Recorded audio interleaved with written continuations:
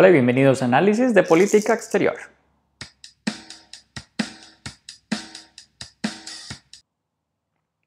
Hoy vamos a hablar sobre el concepto de hegemonía en relaciones internacionales.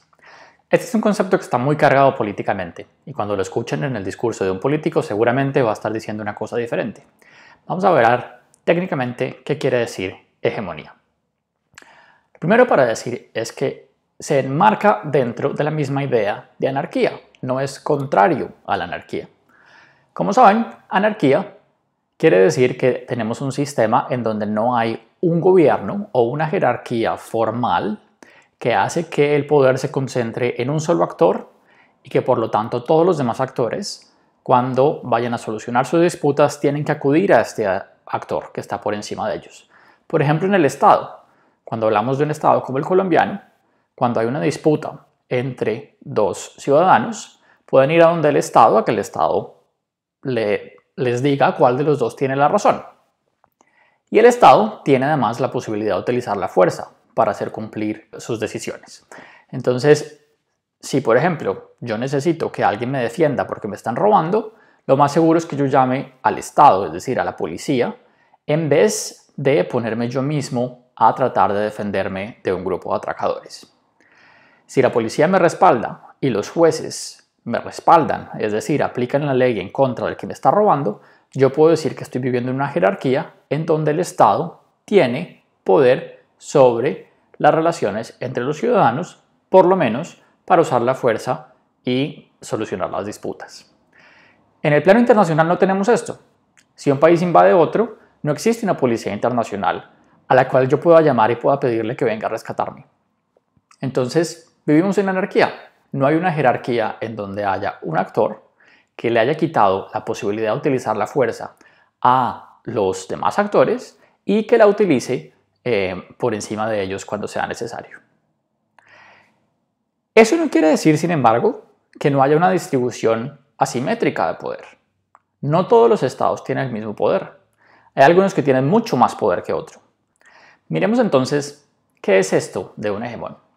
Bueno, básicamente, una situación de hegemonía o una relación hegemónica en un sistema internacional se configura cuando hay un Estado que es lo suficientemente poderoso como para ofrecer una serie de beneficios a otros si están dispuestos a subordinarse a esa hegemonía. Miremos un poco más en detalle. ¿Qué puede ofrecerle un país poderoso a los demás para que voluntariamente se sometan a su hegemonía? Bueno, primero, puede ofrecerles protección. Puede ofrecerles que su capacidad militar será utilizada para defenderlos de los ataques de otros. Si vemos una organización como la OTAN, por ejemplo, es un acuerdo en donde los Estados Unidos, como hegemón, le ofrece a los europeos que su poder militar lo va a utilizar en caso de que alguien más ataque a Europa. Principalmente durante la Guerra Fría de la Unión Soviética y en este momento Rusia o cualquier otro enemigo.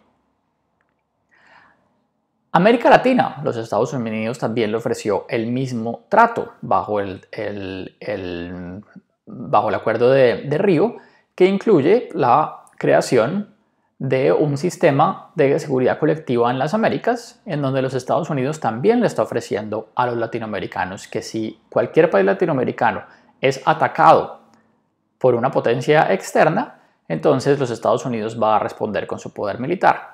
Eso es lo que se conoce como el TIAR y que hace parte de los acuerdos del gran menú de acuerdos que empezaron a estar vigentes después de la Segunda Guerra Mundial en América Latina.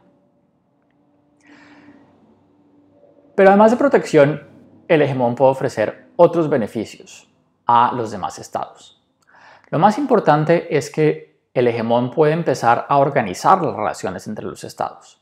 En medio de la anarquía hay una expectativa de que las relaciones no van a ser muy organizadas y por lo tanto no son beneficiosas para nadie. Entre más caos haya, entre menos estabilidad haya en el sistema, más preocupantes van a ser esas relaciones, menos beneficios les van a traer y en últimas pueden llevar a la guerra. Entonces el hegemón puede ofrecer una serie de organización alrededor de los comportamientos de los estados en muchos frentes. Por ejemplo, crear algo como la Organización Mundial del Comercio para tener mejores relaciones comerciales. Algo como el Fondo Monetario Internacional, para tener un prestamista de último recurso que pueda ayudar a los estados que tienen crisis de liquidez. Puede crear algo como el Banco Mundial para canalizar recursos hacia proyectos de desarrollo. Pero también puede crear algo mucho más grande como un foro de discusión como las Naciones Unidas, en donde por lo menos haya un espacio para ventilar los problemas que no necesariamente sea la guerra. El hegemón entonces puede empezar a organizar las relaciones entre los estados de tal forma que genere unas expectativas muchísimo más confiables de cómo se va a organizar el sistema internacional, por lo menos en tiempos de paz. Y lo tercero que puede ofrecer el hegemón, aparte de protección y organizar las relaciones entre los estados, que de otra forma podrían ser caóticas, es la provisión de algunos bienes públicos. ¿Qué quiere decir un bien público?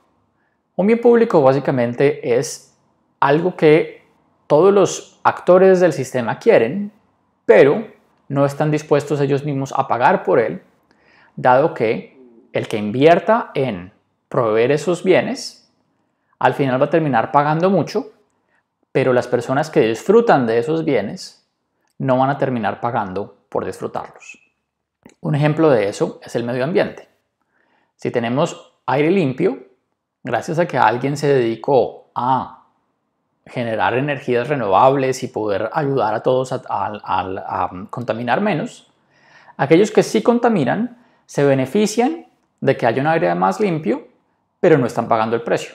Es decir, ellos no están cooperando, mientras que alguien está gastando muchos recursos en por lo menos disminuir algo de la contaminación. Un bien público básicamente es algo que una vez que cuando se está entregando, cuando está disponible en un mercado, no se puede excluir a nadie de que lo disfrute. Y el hecho de que una persona lo disfrute no elimina la posibilidad de que otras personas lo disfruten. La seguridad, por ejemplo, puede ser considerado un bien público.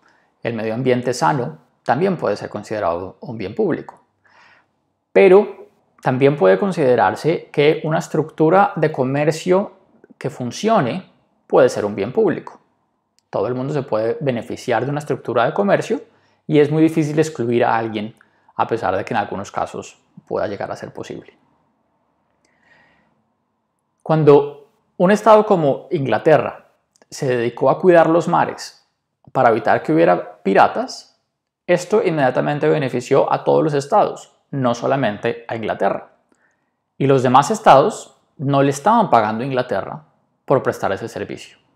Es decir, Inglaterra se embarcó en proveer un bien público de seguridad en los mares para poder facilitar el comercio sin que pudiera excluir a los demás de tener una posibilidad de disfrutar de ese servicio.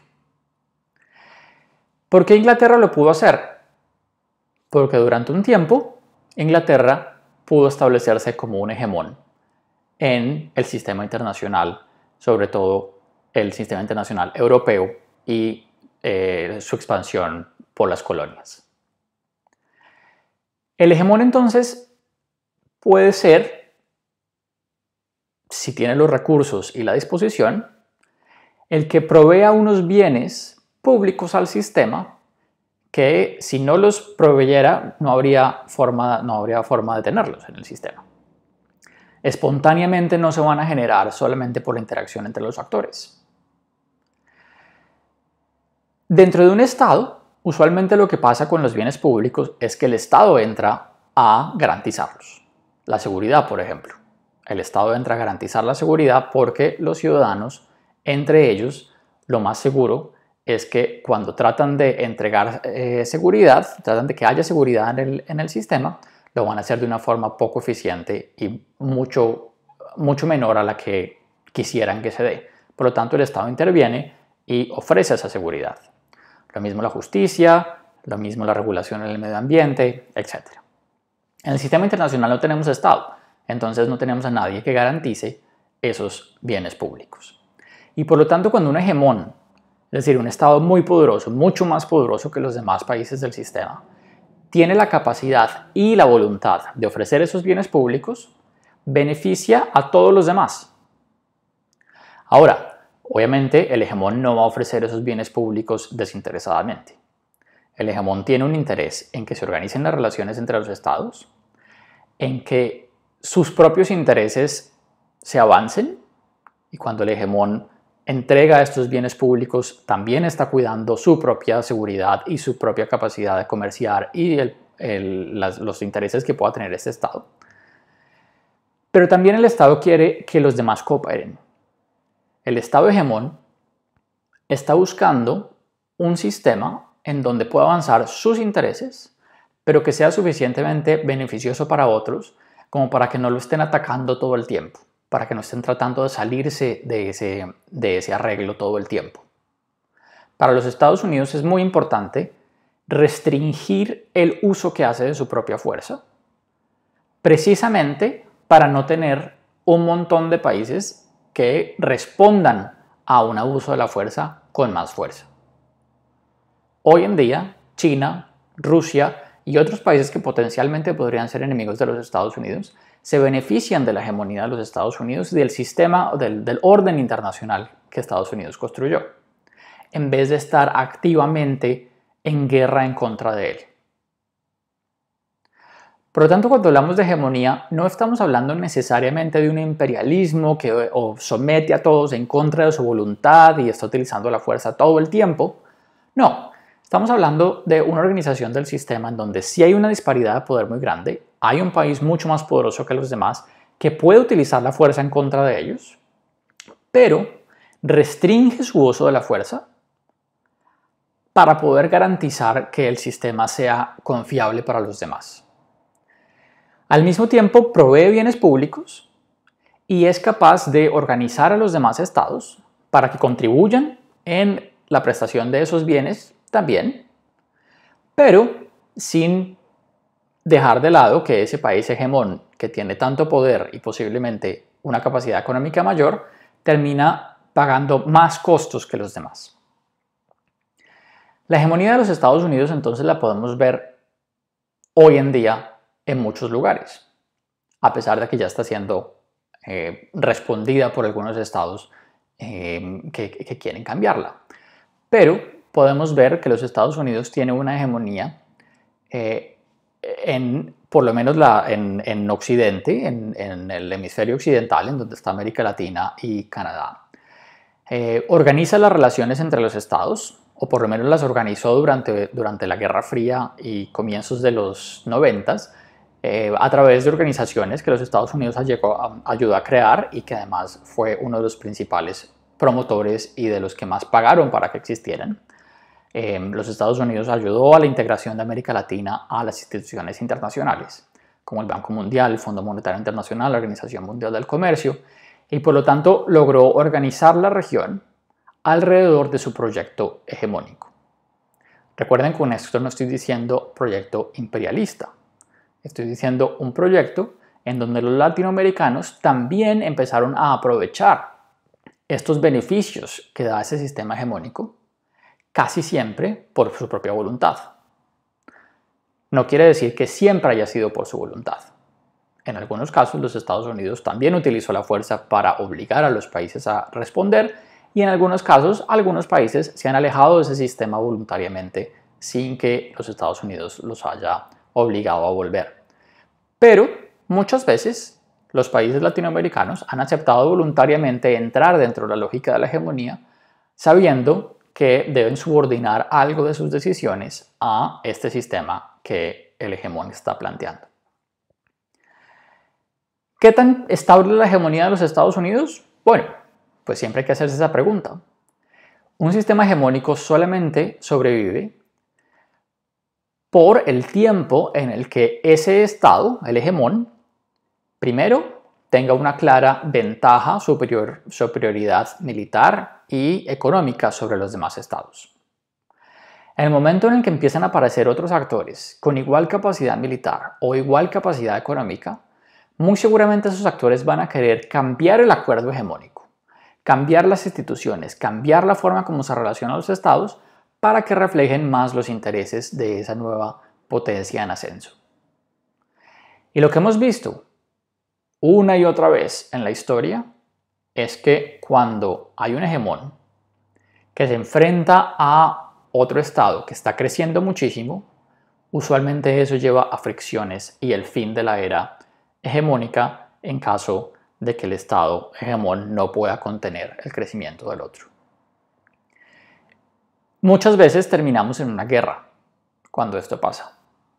No siempre, pero muchas veces cuando un estado o un grupo pequeño de estados ha logrado imponer una hegemonía, ha logrado imponer unas reglas de juego, en el momento en el que empiezan a aparecer otros actores que no están incluidos en la mesa principal de organizar ese juego, cuando aparecen otros actores que quieren tener una voz ahí o incluso dominar el juego, muchas veces lo que hemos tenido es una guerra. Y si ese actor que está creciendo logra imponerse militarmente y salir de la guerra victorioso con una disparidad, con una asimetría de poder a su favor, muy seguramente ese estado va a buscar establecer una hegemonía, un orden mundial que responda a sus intereses. La pregunta entonces sería, ¿los Estados Unidos está cerca de acabar su hegemonía, ya que China está creciendo tanto económicamente, ya que están apareciendo otras instituciones globales que no necesariamente están centradas en los Estados Unidos? Muchos analistas piensan que sí, pero este no es un juego de 1 o 2 años. El cambio de una hegemonía a otra usualmente toma décadas, o incluso siglos. Por eso no podemos apresurarnos tanto. Muchas veces ya se ha dicho que los Estados Unidos y su hegemonía está en caída, solamente para después darnos cuenta que eso no es verdad todavía. Entonces, vamos a ver. No podemos saberlo todavía. Pero lo que sí podemos anticipar es que China va a buscar un espacio mucho más protagónico dentro de este sistema que tenemos hoy en día. Muy bien, llegó la hora de hacernos la pregunta de la semana y es esta. ¿Qué beneficios tiene la hegemonía? ¿Es buena o es mala? ¿Los países deberían, cuando no tienen suficiente poder, acomodarse a la hegemonía de otro? ¿O deberían, por el contrario, tratar de salir de esa hegemonía y tener mucha más autonomía, incluso si eso significa perder la estabilidad y el orden que el hegemón quiere imponer? Respondan a la pregunta en sus comentarios.